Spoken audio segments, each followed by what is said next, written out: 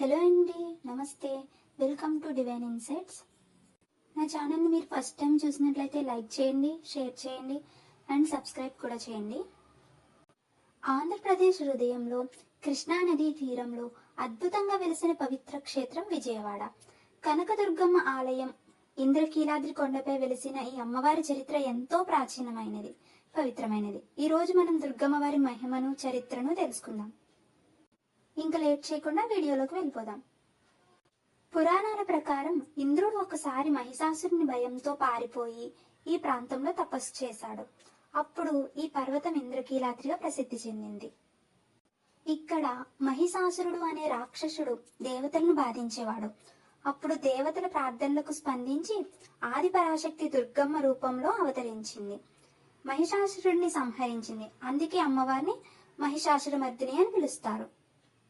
పురాణాల ప్రకారం ఈ ఇంద్రకీలాద్రి పర్వతం ఒక యక్షుడు. అతడు అమ్మవారిని ఇక్కడే స్థిరంగా ఉండమని కోరాడు. దయామయ్య అయిన అమ్మవారు అక్కడే స్వయంభూ రూపంలో వెలిశారు. కనక అంటే బంగారం.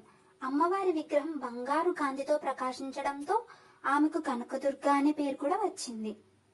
ఇక్కడ అమ్మవారు అష్టభుజాలతో, శక్తి ఆయుధాలతో దర్శనమిస్తారు. భక్తుల కోరికలను తీర్చే తల్లిగా ప్రసిద్ధి చెందారు.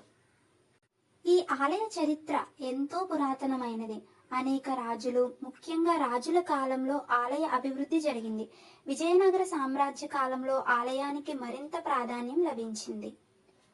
ప్రతి సంవత్సరం దసరాకి శరన్నవరాత్రి బ్రహ్మోత్సవాలు అత్యంత వైభవంగా జరుగుతాయి. ఈ సమయంలో అమ్మవారు 9 రోజుల పాటు 9 వేరువేరు అలంకారాల్లో దర్శనమిస్తారు. ఆలయం పక్కనే కృష్ణా నది ఈ క్షేత్రాన్ని మరింత పవిత్రతను అందిస్తుంది. భక్తులు ముందుగా కృష్ణా నదిలో స్నానం చేసి తరువాత అమ్మవారిని దర్శించుకుంటారు. సాయంత్రం సమయాల్లో ఆలయం మరియు నది అందాలను చూసేందుకు వేలాది మంది భక్తులు వస్తారు.